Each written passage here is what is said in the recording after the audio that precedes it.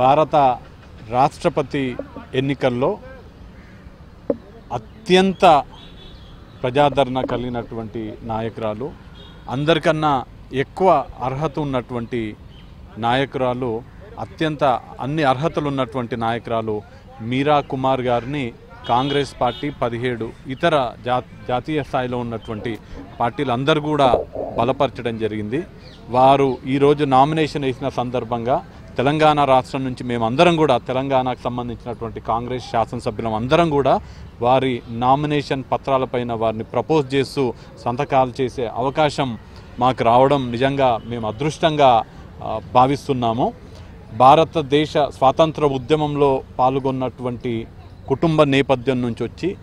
అత్యంత విద్యార్హతలు, గొప్ప విద్యార్హతలు ఉన్నటువంటి వ్యక్తిగా, ఒక ఐఎఫ్ఎస్ ఆఫీసర్గా ప్రపంచంలో ఉన్నటువంటి వివిధ దేశాలలో భారతదేశ కీర్తి గురించి కానీ, భారతదేశం కోసం సేవలు అందించినటువంటి వ్యక్తిగా, 25 సంవత్సరాల పార్లమెంటరీ ఎక్స్పీరియన్స్ ఉన్నటువంటి వ్యక్తిగా, 5 సంవత్సరాలు స్పీకర్గా, కేంద్ర మంత్రిగా పనిచేసినటువంటి అనుభవం ఉన్నటువంటి వ్యక్తే కాకుండా, ప్రత్యేకించి తెలంగాణ వరకు వస్తే తెలంగాణ రాష్ట్ర ఏర్పాటులో అత్యంత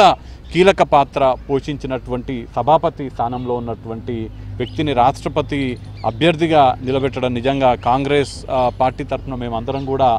గర్వపడుతూ, మేమందరము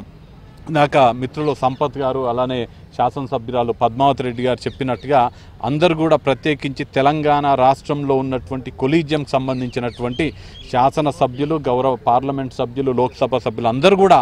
ఆత్మ ప్రబోధానుసారం వారి ఓటు హక్కును వినియోగించుకొని తెలంగాణ రాష్ట్రం సిద్ధించిన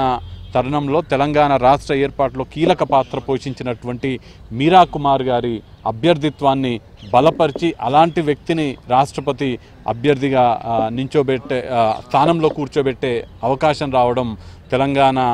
ప్రజాప్రతినిధులుగా మనం ఈ అవకాశాన్ని వదులుకోకూడదని, అలానే ఇది 2 వ్యక్తుల మధ్యన పోటీ కాదు, 2 పార్టీల మధ్యన పోటీ కాదు, రాజకీయాలు అసలే కాదు,